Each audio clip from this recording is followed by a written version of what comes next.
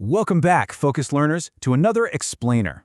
So, if you've ever felt like your workplace is just spinning in this constant state of chaos, or that trying to keep up with the relentless pace of modern organizational change is literally like drinking from a fire hose, well, you are in exactly the right place. Today, we are going to completely demystify all that chaos. We're looking at why change is so incredibly difficult, and way more importantly, how you can actually master it. But hey, let's start with a hard truth, and really a question that haunts leaders everywhere. Why do so many change initiatives just flat out fail?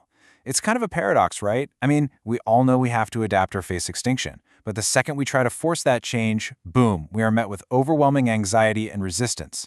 If you've ever been frustrated by those traditional, coercive leadership models, where a boss just demands a new way of doing things because they said so, you know exactly why these initiatives collapse. It breeds exhaustion, absolutely not innovation. Okay, let's dive into this. To find a better way, we're using a really phenomenal blueprint today. Michael Fullan's Leading in a Culture of Change. And listen, this book isn't just about managing the day-to-day stuff. It is a masterclass in thriving during those unpredictable, super messy transitions. It shows us how the most effective leaders out there don't just react to change, they actively build a culture that can continuously adapt and grow. Here is our roadmap for today. We'll be breaking this down into 6 parts: navigating chaos, purpose and nuance, relationships and deep learning, coherence making, energy and courage, and finally, leading from the middle. All right, let's get right into Section 1, Navigating Chaos and Change.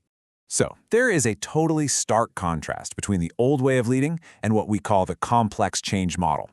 The old coercive or pace-setter style, it basically just demands immediate compliance. It says, do as I tell you right now. And, well, what does that actually do? It breeds incredibly toxic cultures, it completely overwhelms people, and it leads straight to burnout. Complex change leadership, on the other hand, requires a totally different mindset. It is highly adaptive, it focuses on learning alongside your team, and it embraces this really counterintuitive motif. You actually have to go slow to go fast. You build the solid foundation first, so the momentum can safely accelerate later on. And that foundation is built on 5 core components: moral purpose, understanding change, relationships, knowledge building, and deep learning, and finally, coherence making. Now, these aren't just corporate buzzwords. Think of them as 5 magical tools, really. When a leader uses them all together, in concert, they create a profoundly powerful new mindset that can guide literally any organization through the absolute darkest woods of transition. Moving right along to Section 2, Purpose and Nuance. First up, we have moral purpose. Now, don't worry, you definitely do not have to be Mother Teresa to have moral purpose in your organization. It simply means acting with the genuine intention of making a positive difference. And it's not just about the end goal, like, say, helping a customer. It is equally about the means of getting there. Look, if you're trying to change the world but you treat your own employees terribly in the process, yeah, you lack true moral purpose. It absolutely requires integrity in both the what and the how. Now, the actual day-to-day struggle of change is best understood through something called the implementation dip. Step 1, the change is introduced. Step 2, performance and confidence actually decline. Yep, you heard that right, they go down. People are trying to learn new skills, they're abandoning comfortable old habits, and honestly, it feels pretty awful.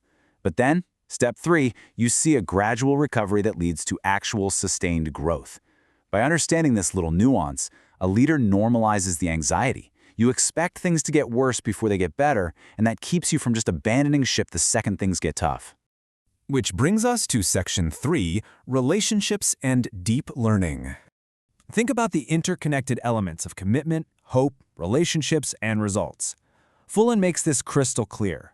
If moral purpose is job 1, relationships are a very, very close job 2. You simply cannot push through complex, messy change without them. Every single successful change initiative has one massive thing in common: relationships improve. True collaboration and authentic trust, those are the actual vehicles that drive real results. And hey, if you're sitting there thinking that prioritizing relationships and moral purpose sounds like some fluffy, feel-good theory, consider this number: 122%. Researchers actually tracked firms of endearment. These are companies that focus heavily on humanistic relationship values and deeply care for all their stakeholders. Well, over a 10-year period, these relationship-focused firms outperformed the S&P 500 index by 122%. Cultivating incredible relationships is, quite literally, the most profitable thing you can do. And this builds directly into the deep learning framework, which maps out the exact conditions, practices, and system supports needed to truly transform an organization. We all know that in the information age, we have plenty of data, but turning that raw data into actual knowledge, that is a highly social process. Deep learning means engaging your entire organization, leveraging collaborative inquiry and strong partnerships to solve complex problems together. It is absolutely not about top-down dictates. It's entirely about team-based discovery. All right, let's look at Section 4, Coherence Making in Action. The corporate world absolutely loves to talk about alignment, right? We need to align our strategies, align our spreadsheets, align our departments. But consider the really stark contrast between alignment and coherence. Alignment is completely rational, it's top-down, and it's structural. Coherence, however, coherence is emotional, it's organic, it is built on shared, daily experiences.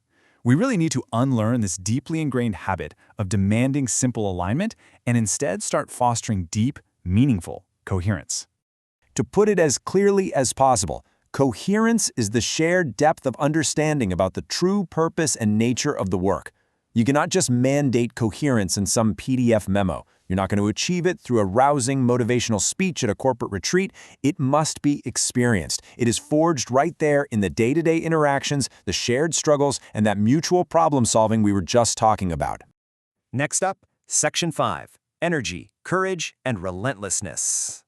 The modern leader faces a pretty counterintuitive internal trial, perfectly captured by this idea. Courage is a product of action.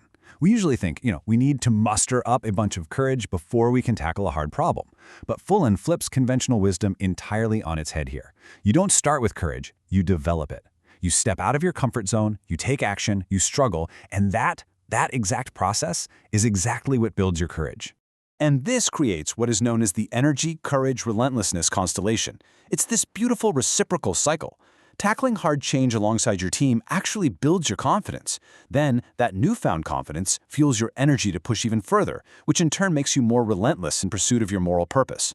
This constellation is the secret engine powering that entire 5-pillar framework we've been explaining. Finally, let's bring it all together in Section 6, Leading from the Middle.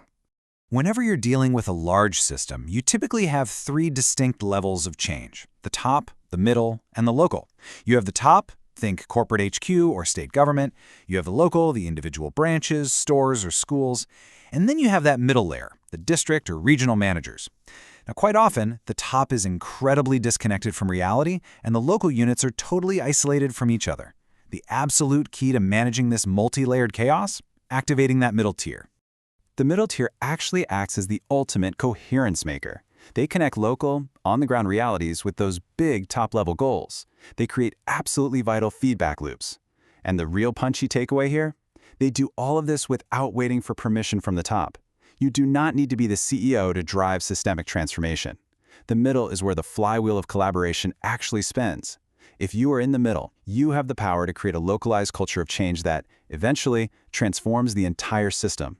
So we've covered the 5 core components: the energy, courage constellation, and the absolute incredible power of leading from the middle. Now I want to leave you with one final, provocative question to think about. What specific step will you take tomorrow to disrupt your own status quo? Because look, change isn't going to slow down. But by using this blueprint, you don't just have to survive it, you can absolutely thrive in it. Thanks so much for learning with us today on This Explainer, and we will catch you next time.